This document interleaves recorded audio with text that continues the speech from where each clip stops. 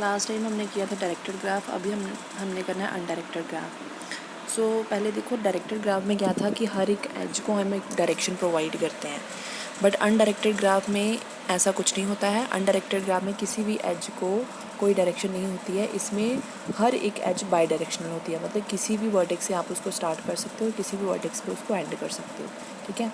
तो इसकी अगर फॉर्मल डेफिनेशन देखें तो undirected graph is a graph that is a set of objects that are connected together where all the edges are bidirectional, and undirected graph is sometimes called an undirected network. So undirected graph क्या होता है, जिसमें set of objects या vertices आपस में connected होती हैं और हर एक एज क्या होती है, बाई डायरेक्शनल होती है। बाई डायरेक्शनल का मतलब है किसी भी वर्टेक्स से आप उसको स्टार्ट कर सकते हो और किसी भी वर्टेक्स पे एंड कर सकते हो। किसी भी वर्टेक्स का मतलब है जिन पेयर ऑफ वर्टिसेस के बीच में वो एज एग्जिस्ट करती है, उन पेयर ऑफ वर्टिसेस में से आप किसी भी वर्टेक्स से स्टार्ट कर सकते हो, किसी भी वर्टेक्स पे एंड कर सकते हो, ठीक है। और हमने डायरेक्टेड ग्राफ में क्या किया था कि हम एज को डिफाइन करते हैं ऑर्डर पेयर ऑफ वर्टिसेस से। ऑर्डर पेयर ऑफ वर्टिसेस का मतलब क्या होता था कि जिस तरफ एरो होता है हमने क्या करना होता है, उस एरो के अकॉर्डिंग अपनी एज की जो ऑर्डर है वो डिफ़ाइन करना होता है। बट यहाँ पे हमने क्या करना है, अपनी एजेस को डिफ़ाइन करना है पेयर ऑफ वर्टिसेस के साथ। बट पेयर ऑफ वर्टिसेस क्या होंगी, अनऑर्डर्ड होंगी, मतलब उनका कोई ऑर्डर नहीं होगा। आप किसी भी एक वर्टेक्स से स्टार्ट कर सकते हो, किसी भी दूसरे वर्टेक्स पे एंड कर सकते हो। इसकी एग्जांपल करते हैं। फॉर एग्ज़ाम्पल मैं यहाँ पे आपको ड्रॉ करके बताती हूँ। ये एक ग्राफ है, एक मिनट।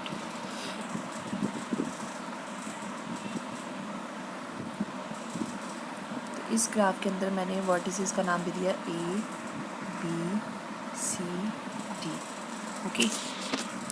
और ये मेरी सारी एजेस हैं और एजेस को मैंने नाम दे दिया 1 2 3 4, ठीक है। ये सारी मेरी क्या है, एजेस।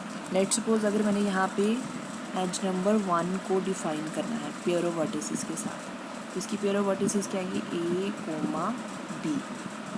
आप इसको ऐसे भी लिख सकते हो B, A, ठीक है। यहाँ पे आपकी वर्टिसेस का जो ऑर्डर है वो मैटर नहीं करेगा। आप किसी भी वर्टेक्स से स्टार्ट कर सकते हो और किसी भी वर्टेक्स पे एंड कर सकते हो। आप B से भी स्टार्ट कर सकते थे, A से भी स्टार्ट कर सकते थे। तो यहाँ पे आपकी जो पेयर ऑफ वर्टिसेस का ऑर्डर है वो कुछ भी हो सकता है, गेट इट। सो नेक्स्ट देखो terminology of graph theory. So सबसे पहले है एडजेसेंट वर्टेक्स। एडजेसेंट वर्टेक्स की डेफिनेशन देखो, if two vertex are joined by the same edge they are called adjacent vertex. अगर दो वर्टिसेस सेम एज के साथ कनेक्टेड है, ठीक है, तो उन दो वर्टिसेस को हम क्या बोलेंगे, एडजेसेंट। एडजेसेंट का मतलब क्या होता है, एडजॉइनिंग, एक दूसरे के साथ जो जॉइन करती हैं। सो यहाँ पे अगर हम देखें, यहाँ पे जो पेयर ऑफ वर्टिसेस हैं दिस वन और दिस वन, ये दोनों क्या है, दोनों सेम वर्टिसेस इस सेम एज के साथ कनेक्टेड है, ठीक है। तो इन दो वर्टिसेस को हम क्या बोलेंगे, एडजेसेंट वर्टिसेस, ठीक है। अगर हम इसकी एग्जांपल लें, सेकंड ग्राफ जो बनाया हुआ है यहाँ पे, ठीक है, तो यहाँ पे भी एक वर्टेक्स है, यहाँ पे भी वर्टेक्स है, यहाँ पे भी वर्टेक्स है, ओके। अब देखो ये दोनों वर्टिसेस आपस में इस एज के थ्रू कनेक्टेड है, तो ये दोनों क्या है, एडजेसेंट है। उसी तरह ये और ये भी दोनों सेम एज के साथ कनेक्टेड है, तो ये इन दोनों को भी हम क्या बोलेंगे, एडजेसेंट वर्टिसेस बोलेंगे, ठीक है। उसके बाद अगर हम बात करें इस वर्टेक्स और इस वर्टेक्स की, तो ये दोनों क्या एडजेसेंट है कि नहीं है, क्योंकि इन दोनों के बीच में कोई भी एज एग्जिस्ट नहीं करती है। So these are not adjacent vertices, okay. So next है adjacent edge. So if two edges are incident on same vertex, they are called adjacent edges. अब देखो adjacent vertices का मतलब क्या होता था, जब दो वर्टिसेस सेम एज के साथ कनेक्टेड है, ओके।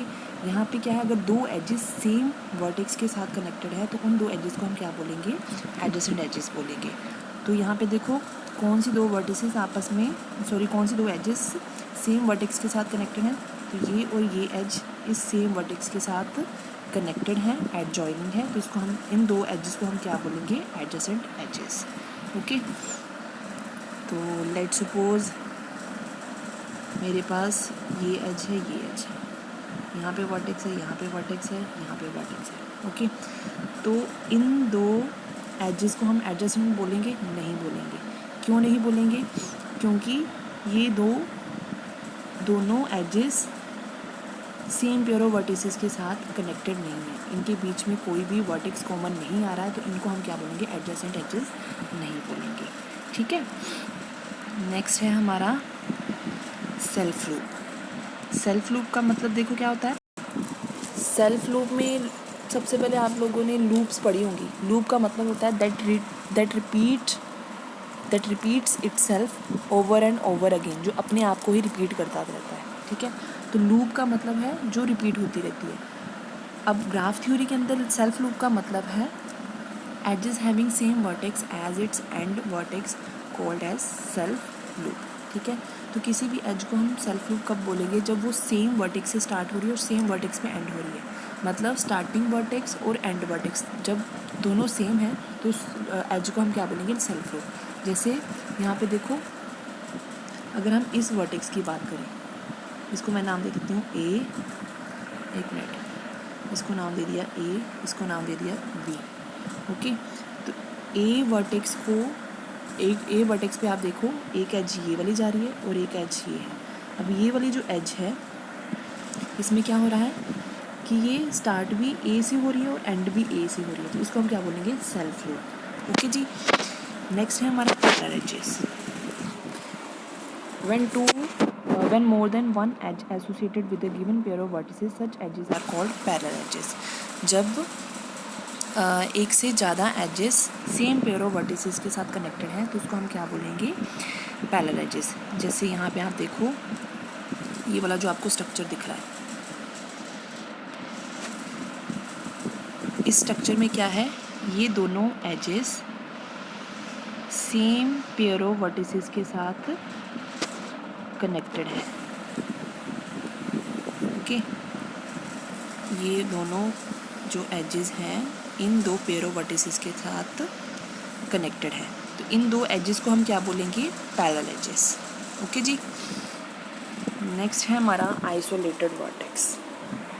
आइसोलेटेड वर्टेक्स का मतलब, आइसोलेट का मतलब जो अलग है सबसे। ओके। तो a vertex of a graph G which is not connected to any vertex by an edge in G is called isolated vertex. For example, मैं अगर यहाँ पे ग्राफ बना रही हूँ this one, यहाँ पे मेरे पास एक वर्टेक्स है A, B, C, D और एक वर्टेक्स है E। अब देखो इस E वर्टेक्स को आप देखो अगर, तो ये किसी भी एज के साथ कनेक्टेड नहीं है, ये बिल्कुल अलग है इस ग्राफ से, तो इस वर्टेक्स को हम क्या बोलेंगे? Isolated vertex. नेक्स्ट है proper edge. An edge of a graph G that is not a self loop is called a proper edge. किसी भी सिंपल एज को ग्राफ के अंदर हम क्या बोलेंगे? Proper edge. That is not a self loop. Self loop नहीं होनी चाहिए, एक सिंपल एज होनी चाहिए, उसको हम क्या बोलेंगे? Proper edge. उसके बाद है order of a graph. Order of a graph का मतलब है अगर हमने किसी भी ग्राफ का ऑर्डर पता करना है, ऑर्डर फाइंड आउट करना है, तो उसके लिए क्या करेंगे हम? The number of vertices in a graph is called order of a graph. So एक ग्राफ के अंदर कितनी नंबर ऑफ वर्टिसेस है वो डिफाइन करती हैं उस ग्राफ का ऑर्डर। लेट्स सपोज मेरे पास एक ग्राफ है,